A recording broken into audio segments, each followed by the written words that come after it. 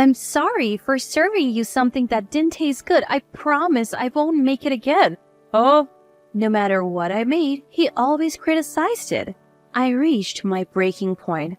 I decided to divorce and leave the house. Then, something unexpected happened with my husband and our eldest son.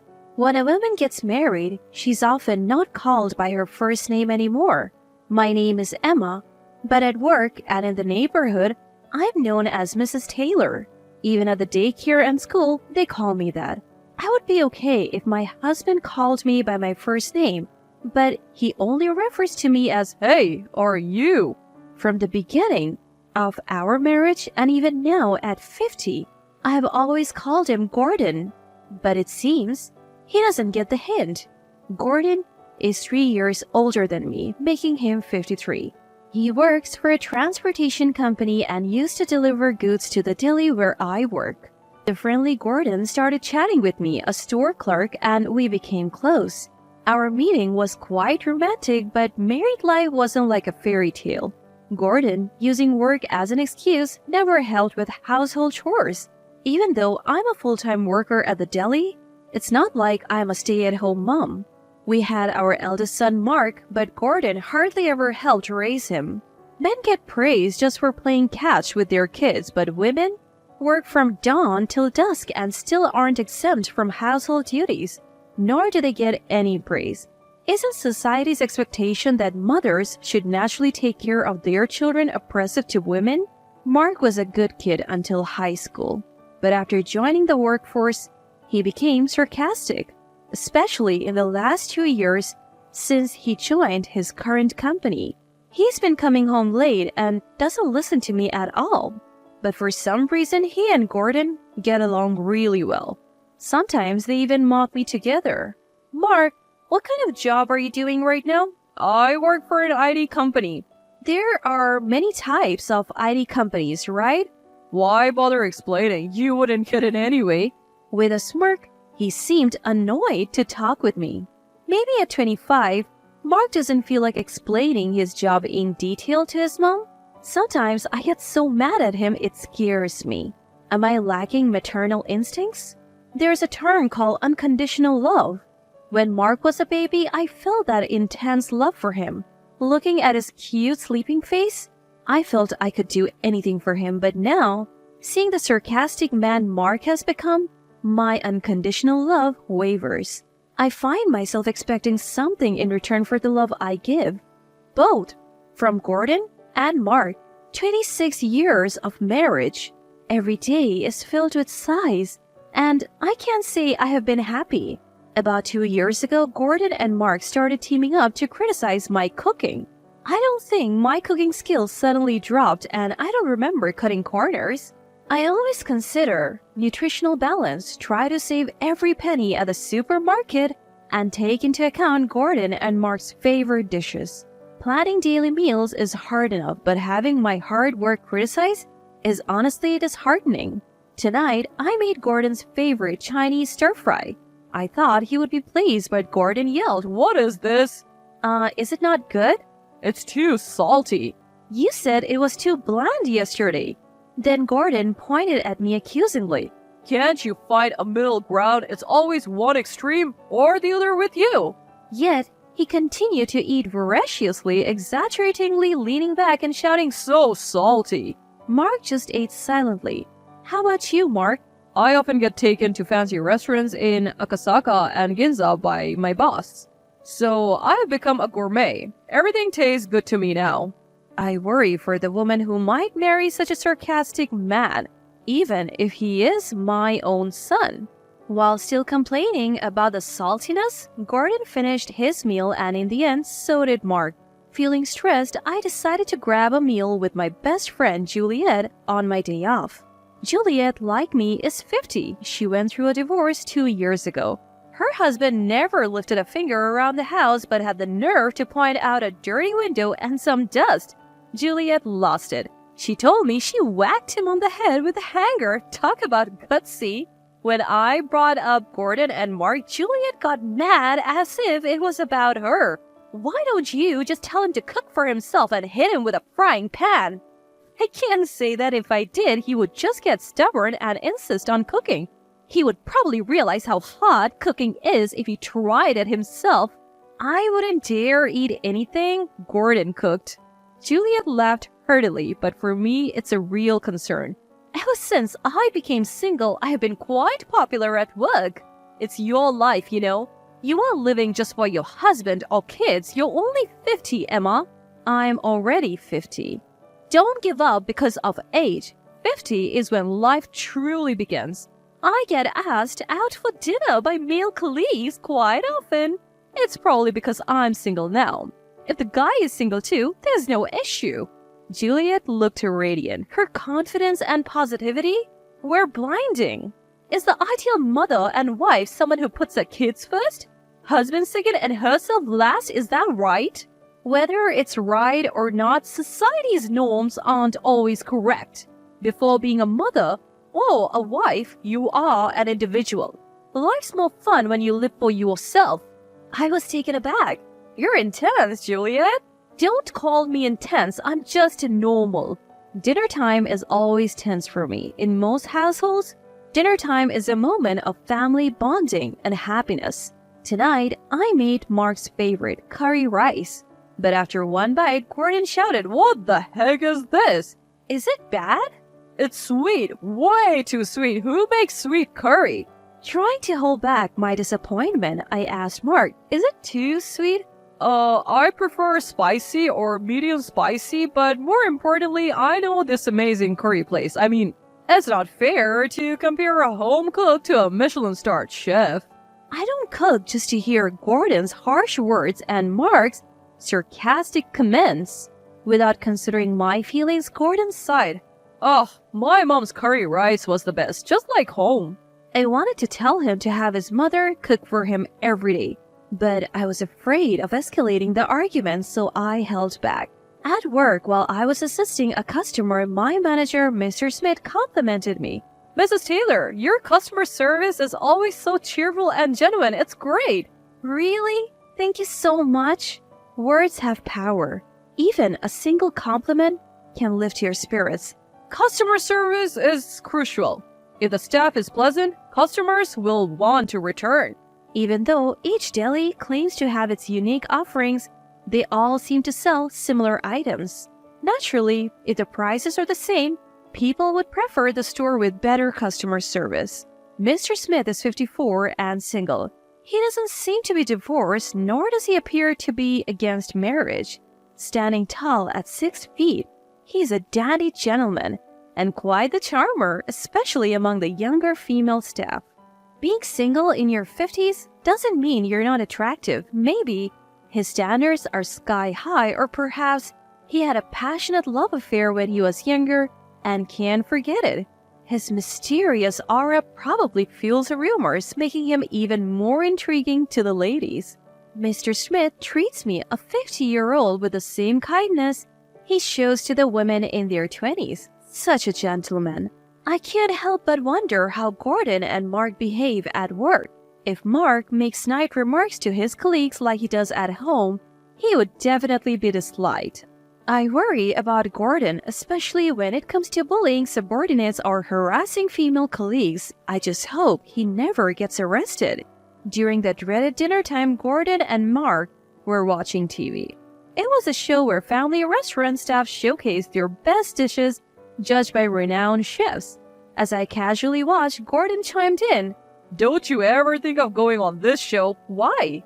Would you fail everyone?" Mark joined in, laughing at his father's joke.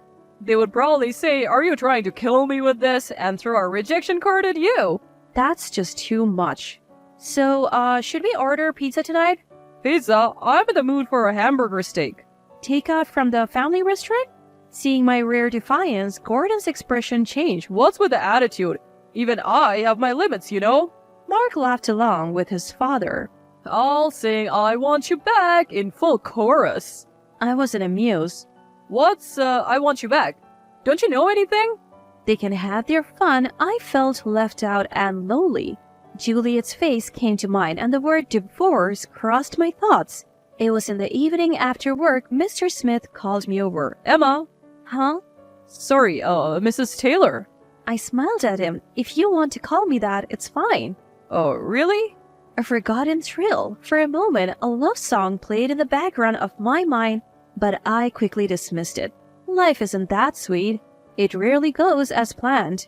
There are several young, attractive female staff in their 20s. I'm probably not even on his radar. As expected, Mr. Smith wanted to discuss work, not dinner. Actually, there's talk of our store making a TV appearance. On TV? It's a show where family restaurants and delis showcase their signature dishes and chief judges them. I know it. My husband and son watch it regularly. The theme is lunch combos and there will be an internal tasting session. This session will determine who represents the store on TV. We're thinking of having you, Emma, represent us. I was taken aback and immediately declined. My husband and son criticize my cooking every day. Mr. Smith pondered for a moment. Do they leave food on their plates? No, they always finish it.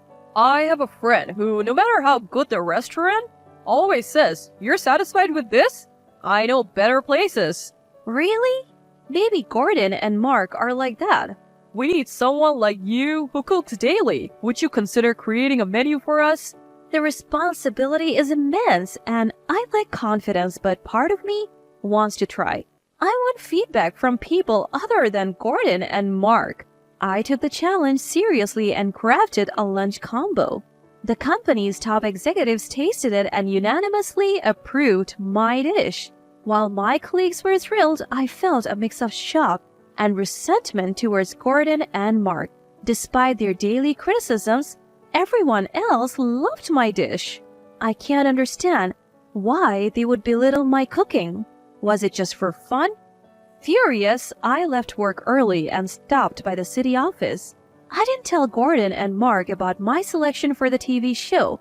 Tonight's dish was shrimp scampi. For some reason, there were 2 cards on the table labeled pass and fail.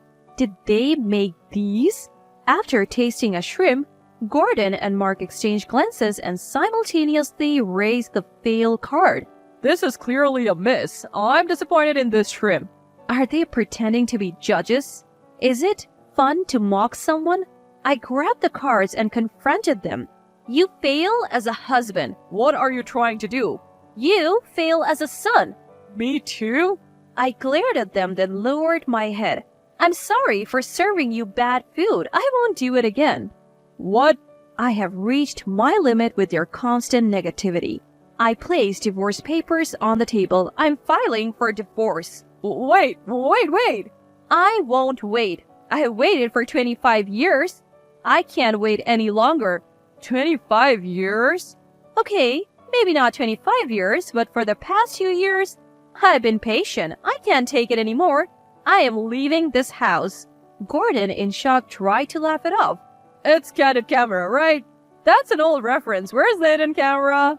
As he pretended to search, Mark warned him. Dad, she seems serious. Really? Of course, I am. Congratulations. You won't have to eat bad food anymore. A whirlwind of change, I quickly moved out and started living on my own. Juliet's support was invaluable. Without the burden of my foolish husband and clueless son, I could focus on my job.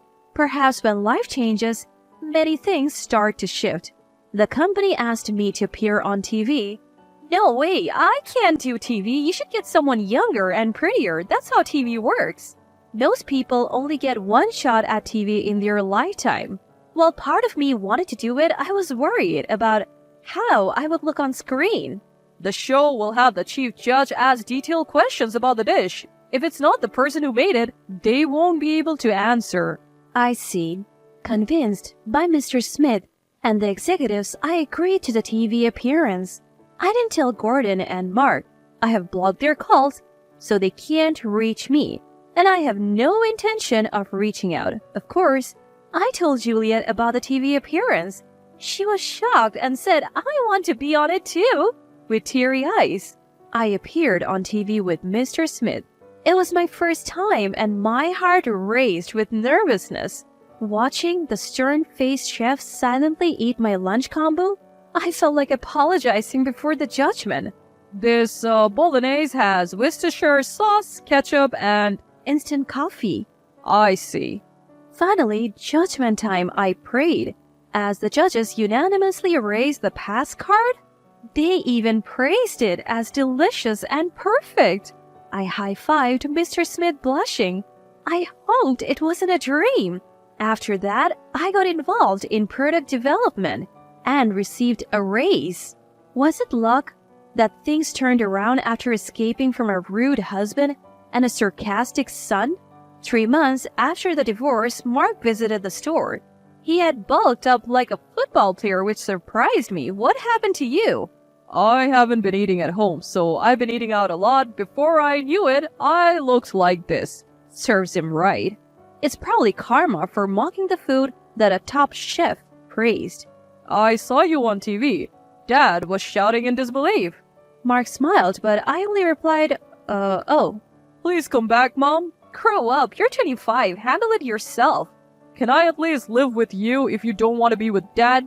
Be independent, don't come here again. I spoke coldly, and Mark, seemingly shocked by my firmness, left. The next day, as I was placing an umbrella stand outside the store, a massive man approached. Emma, who are you? Don't play dumb. It was Gordon, but he had gained a significant amount of weight. Because of you, I've been eating and drinking at pubs every day. Before I knew it, I couldn't move. You have no right to call me that anymore. Gordon tried to laugh it off. Emma, please come back. At this rate, Mark and I will turn into Crusher Blackwell. Crusher what? You don't know who Crusher Blackwell? He was a 215-kilo wrestler. His jokes showed no remorse. I don't want to waste my time talking to you. Please leave. Despite my harsh words, Gordon persisted. I apologize for everything, truly. Even as he apologized, I remained silent. Your cooking was always amazing. My mother told me never to praise someone too much. If you keep saying something's delicious, they won't improve. Wait, where are you going? Before Gordon could finish his apology, I had already retreated into the store. But to my surprise, he followed me in. Wait, we were in the middle of a conversation. I have nothing more to say. If you persist, I'll call the police. The police? Gordon dramatically looked around, then back at me. Why bring the police into a marital issue? We're not married anymore. Just give me one more chance. Please leave. Suddenly, Mr. Smith emerged from the back. I have called the police. Maybe you should leave. Who are you? I'm the manager of the store. Why are you intervening in a marital dispute? We are not a couple. Gordon, with his exaggerated gestures, pointed at Mr. Smith and me. I get it now. Is that why you divorced? Are you two together? Enough. His rude insinuation infuriated me. What nonsense are you spouting? I won't tolerate it. Is it true? Is that why you're so upset?